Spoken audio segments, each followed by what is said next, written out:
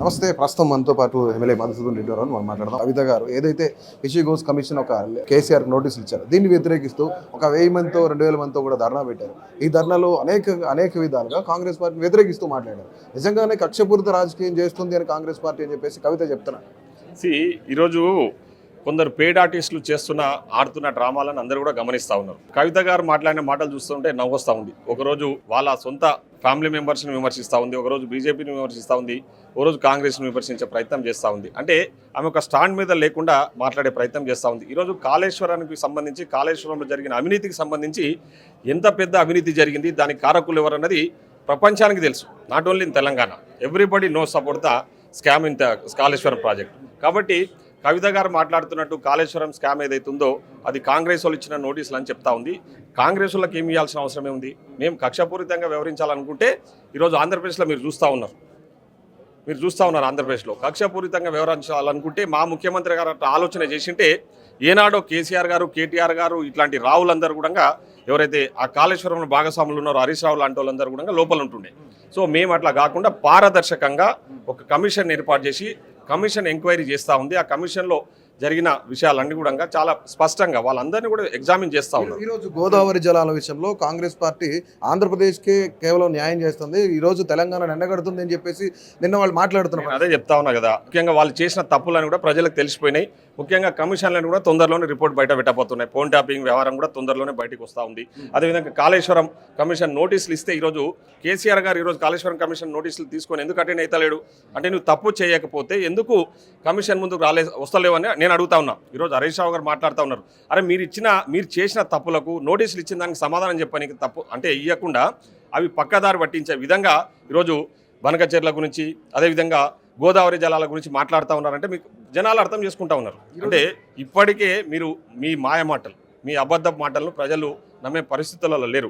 ఈరోజు బనకచెర్ల విషయంలో మాకు స్టాండ్ ఉంది. మా ఇరిగేషన్ శాఖ మంత్రి గారు, మా ముఖ్యమంత్రి గారు సీరియస్గా ఫైట్ చేస్తూ ఉన్నారు.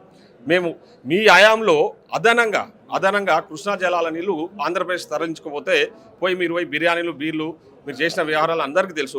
చేపల పులుసు తిన్నదెవరు ఆ రోజు? ఈరోజు మా మీద నెట్టే ప్రయత్నం చేస్తూ ఉన్నారు. ఇన్ఫ్యాక్ట్ మనకు రావాల్సిన వాటా ఏదైతుందో కృష్ణా జలాలు అది రాకుండా అడ్డుకున్నది, దానికి అనుమతి ఇచ్చింది ఆంధ్రప్రదేశ్ కూడా ఈరోజు బీఆర్ఎస్ పార్టీ అనేది అందరికీ తెలిసిన విషయం. బీఆర్ఎస్ బీజేపీ ప్రధానమైన ఆరోపణ ఏంటంటే అందాల పోటీల మీద పెట్టిన శ్రద్ధ ఈరోజు రాష్ట్రాలను పరిపాలించడంలో పెట్టలేదు కాంగ్రెస్ పార్టీ అనేది చాలా పెద్ద ఎత్తున వాళ్ళు మాట్లాడుతున్నారు. ప్రజల అంటే ప్రజాపాలన అందిస్తున్న ప్రభుత్వం ఏదైతే భారతదేశంలో ఉందంటే అది ఓన్లీ తెలంగాణ అని చెప్పేసి మేము కాదు, మేధావులు చర్చించుకుంటా ఉన్నారు. ఈరోజు అందాల పోటీలు అనేవి ఈరోజు రాష్ట్రంలో పరిపాలనలో భాగంగా అదొక కార్యక్రమాన్ని తీసుకున్నాం. ఈరోజు అందాల పోటీలు నిర్వహించడం వల్ల తెలంగాణ సంస్కృతి, తెలంగాణ హెరిటేజ్, తెలంగాణ యొక్క టూరిజం ప్రపంచానికి తెలిసిపోయింది. ప్రపంచ దేశాలు చర్చించుకుంటా ఉన్నారు, చాలా గొప్పగా చాలా ఘనంగా ప్రపంచ పోటీలు నిర్వహించారని చెప్పేసి అప్రిషియేట్ చేస్తూ ఉన్నారు. సో మన రాష్ట్ర అంటే ఆర్థిక వృద్ధిలో భాగంగా ఇట్లాంటి కార్యక్రమాలు జరుగుతూ ఉంటాయి. మేము పాలనతో శ్రద్ధ పెడుతున్నాం కాబట్టి ఇట్లాంటి కార్యక్రమాలను కూడా భారతదేశం నుంచి అంటే ఎన్నో దేశాలు పోటీ పడ్డాయి, ఎన్నో రాష్ట్రాలు పోటీ పడ్డాయి. ఈరోజు తెలంగాణనే వాళ్ళు ఎందుకు వచ్చారు? బికాజ్ తెలంగాణలో పాలన మంచిగా అందిస్తూ ఉన్నారు, ముఖ్యమంత్రి గారు మంచి పాలన ఇస్తూ ఉన్నారు కాబట్టి ఈరోజు ప్రజలందరూ మన వైపు చూస్తూ ఉన్నారు. ప్రపంచ దేశాలు తెలంగాణ వైపు చూస్తూ ఉన్నాయి. దాన్ని చూసి తట్టుకోలేక ఏవేవో వాళ్ళు ఒకటి మీరు ఆలోచన చేయండి. ఈరోజు హరీష్ రావు గారు కానీ కేటీఆర్ అనేటువంటి ఈడ ఇడిచిపెట్టి అమెరికాలో పోయి సెలబ్రేషన్ చేసుకుంటున్నారంటే అర్థమైంది. ఇక్కడ చేసిన నేరాలన్నీ ఒక్కొక్కటిగా బయటకు వస్తూ ఉన్నాయి. ఇక్కడ ఎవడు పట్టించుకుంటాడు మమ్మల్ని? పోయి అమెరికాలో పోయి కొందరు పైసలు ఇచ్చి పబ్లిక్ని తీసుకొచ్చేసి మీటింగ్లు పెట్టి ఆడపోయి తెలంగాణ ఆవిర్భావ దినోత్సవాలు చేసుకుంటా ఉన్నారు. అంటే అర్థమైంది, ఈరోజు తెలంగాణలో వాళ్ళ కాలం చెల్లిందనే ఈరోజు తెలంగాణ విడిచిపెట్టి పోయినారు. ఈరోజు కేసీఆర్ గారు కనీసము 2 జూన్ మనందరికీ కూడా ఒక ఇంపార్టెంట్ డే. ఆ రోజు తెలంగాణ కష్టపడి కొట్లాడి తెచ్చుకున్న తెలంగాణ, సోనియా గాంధీ గారు ఇచ్చిన తెలంగాణ అవతరణ దినోత్సవం రోజు కనీసం కేసీఆర్ గారు ఒక ఆపోజిషన్ లీడర్, నువ్వు రిజైన్ చేయి, మేము పట్టించుకోము, ఒక ఆపోజిషన్ లీడర్గా ఉండి ఒక్క దగ్గర కూడా నువ్వు తెలంగాణ అవతరణ దినోత్సవంలో పాల్గొనలేదంటే మీరు ఏ విధంగా ఈ తెలంగాణ ప్రజలకు అన్యాయం చేస్తున్నారో అందరికీ తెలుసు. చివరిగా ఒక మాట, సంవత్సరం నుంచి కూడాను స్పెషల్ ఆఫీసర్ల పరిపాలన గ్రామాల్లో సాగుతుంది, కానీ ఇంతవరకు స్థానిక సంస్థల ఎన్నికలకు వెళ్ళే ధైర్యం కాంగ్రెస్ పార్టీకి లేదు అని చెప్పేసి ఆరోపిస్తున్నారు. అంతా కూడా అబద్ధం.